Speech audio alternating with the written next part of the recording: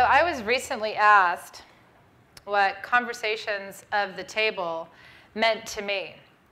What exactly are you trying to say?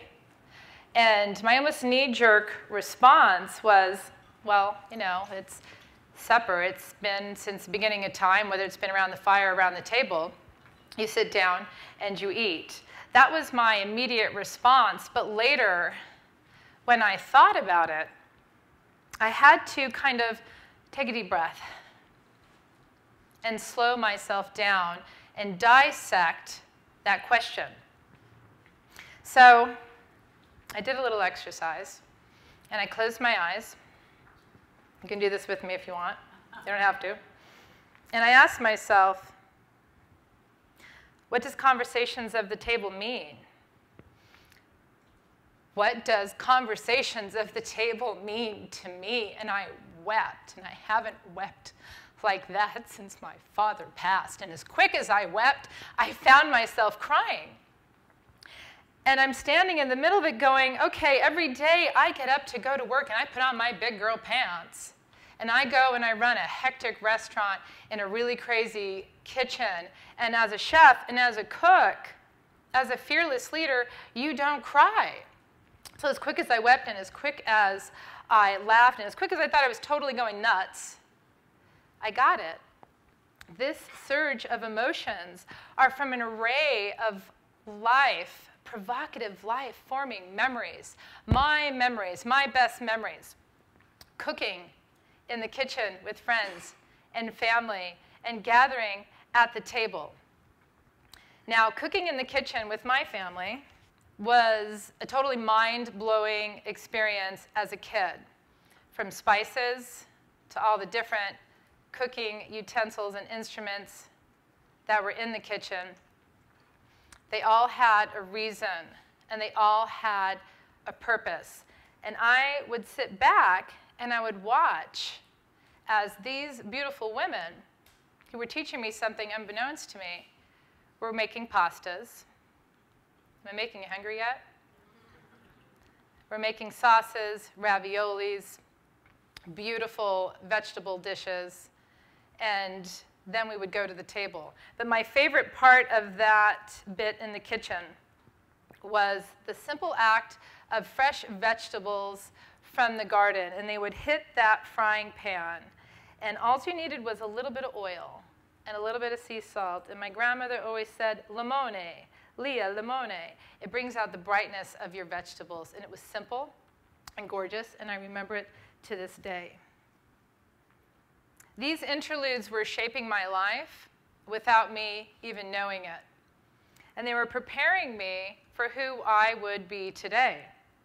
So gathering around that big table of my youth with my family, it would range from brothers and sisters to uncles to aunts, and then, you know, the family dog would be under the table.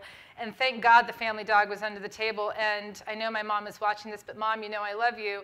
There was that one night when all of us would not be cooking together. Mom would make liver and onions, okay? Liver and onions. I could still smell it. And then now we know why the dog was so gassy, and it wasn't me. So regardless of where we were, if we were at my Aunt Rosalia's, like in totally Southern California, or we were at my Grandma Connie's in Jackson Heights, New York, the aromas, the flavors, and the memories, intense, were the same and unforgettable. And then I fast forward. Later in life, when I was in college and a young adult, I would gather my friends around the table, and I would feel that I was missing something. So I found that by cooking, I would slow myself down naturally. And I would share with my friends the same conversations, and they would share with me their life conversations, and we would talk about our dreams around the table and where we're going and what we were doing. And everybody always knew that on Sunday night, it was pasta night at Leah Delight's. Now, God forbid, nobody could ever pronounce Di Bernardo. They always had to call me Leah Delight. And I know it sounds like a stripper's name, but you know what? It's not. It's a cook's name, and I own it. So needless to say, we would gather at the table, and nobody ever left not satisfied. And it's an interesting thing, the kitchen, because I look back, and the kitchen was always a really big, enormous stage, right? Unlike the one I'm on right now. And it wasn't, though. It wasn't a big stage. It was this tiny little, small, cramped, claustrophobic kitchen. It was tiny, like this, like this. And in it were these loud, really abrasive and crazy Italian-American women with their arms flailing and drinking wine and sauteing and chopping. And I'm always wondering, when is someone going to get stabbed? Someone's going to get stabbed. Nobody ever got stabbed. But all of this happening around at such a frenetic pace. And then it would all kind of repeat itself, kind of like a movie. How many people have seen A Big Night? Or Moonstruck? Share, right? Right? You get it.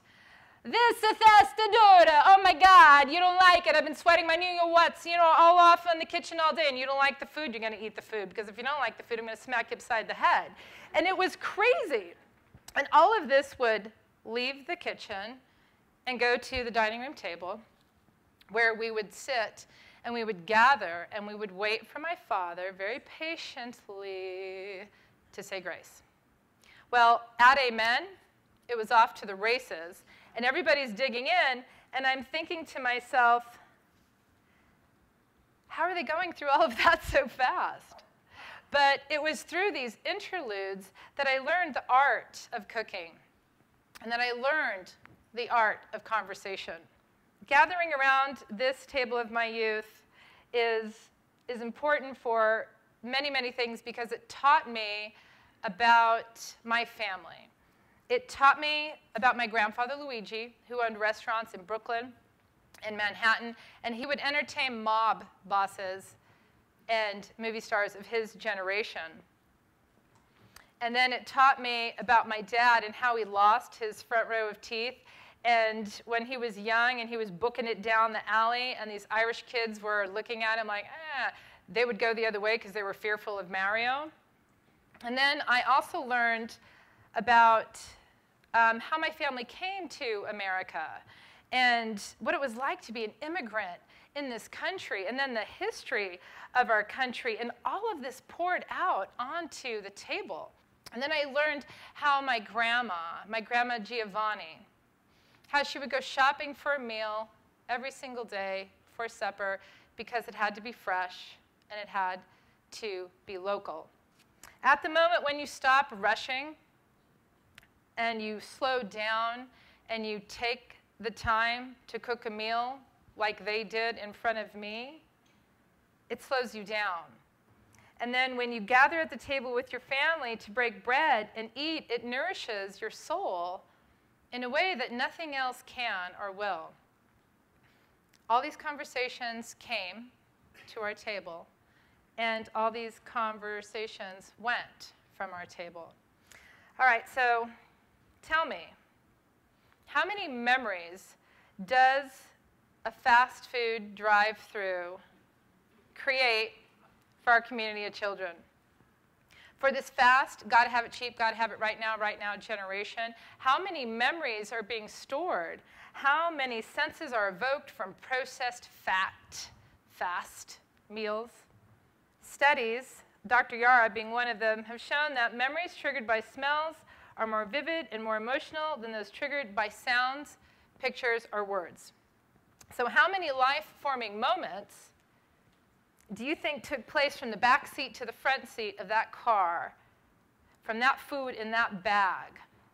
How many stories from generations were pondered and passed down while sitting at that table on those cold plastic benches? How many grandparents were celebrated? How many family recipes were passed down? And who learns manners and integrity and follow-through and the art of conversation, or the art of cooking, from a drive-through? Eating hurriedly because we are rushing from point A to point B, a learned reaction of eating fast, cheap food is born. Based on our behavior of being in a hurry and not wanting to stop and purchase good, nutritious food, because what? We'll miss what's next. So I'm not talking about the dollar. I'm also talking about paying the cost of not being connected, of us being divided and being pushed further apart and becoming isolated as a community. Have we learned rushing is going to get us where we really need to go? What are the conversations our kids are missing when we're not at the table? I suck at math. My teacher hates me. I'm totally being bullied in school right now. My friend thinks it's really cool to smoke pot in the 6th grade. Am I fat? I have a unibrow. And is it okay to be talking about sex in middle school or having sex in middle school? The absence of cooking has led us away from community, and it's led us away from the table where conversations taught us about ourselves. It taught us about our families and about our world. There is light at the end of the tunnel, I promise you. Basically, everything a parent worries about can be improved by the simple act of sharing a meal. I mean, that's kind of amazing if you think about it. The simple act of sharing a meal can change everything. Regular family meals will lower all risks that you were worried about. Merit scholars.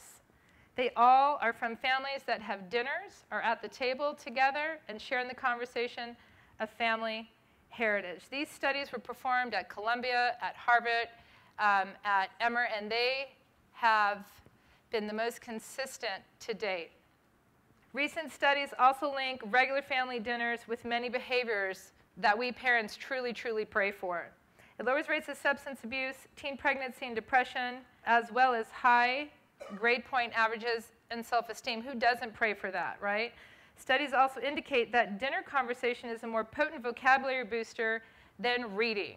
And the stories told around the table help us connect with our children, and it teaches our children resilience. The icing on the cake is that regular family meals lower the rate of obesity in childhood and adolescent eating disorders. So Michael Pollan. Does everybody know? Anybody know who Michael Pollan is? Well, I've always wanted to meet him. And through my work at Slow Food, I had the privilege and the honor of working with Alice Waters and her team of people up in San Francisco. And Alice and her entire community, I want to talk about architects, got together and they put on the most bitchin' event. It was called Slow Food Nation. I believe it was in 2010. It was in San Francisco. And I'm a slow food leader, so I get to go to this special event, and I'm all excited, and I've got this glass of wine and hanging out. And I look down, and then I slowly look up, and I look up, and I look up, and I go, wow, you're really tall. And this man goes, yes, I am. And then I'm still crooked up like this. Holy shit, you're Michael Pollan! And he says, why, yes, I am. True story, right? So Michael's new book, Cooked, he sheds some much-needed light on the wealth of connections that stem from our time in the kitchen. Cooking of whatever kind, every day or extreme, situates us in the world in a very special place. Facing the natural world on one side and the social world on the other, the cook stands squarely between nature and culture, conducting a process of translation and negotiation. Yeah, right? It's pretty cool. So gathering is something we human beings have been doing since the dawn of time, whether it's around the fire or whether it's around the table, and these conversations have provoked love and stories and sometimes merit scholars. It's not hard to find your way back to the table. I would urge you to find your way back to the table and gather with family and with friends and to share in those stories and the conversations of the table. And I will leave you with a quote by Alice Waters. It's around the table and in the preparation of food that we learn about ourselves, and that we learn about our world. Thank you.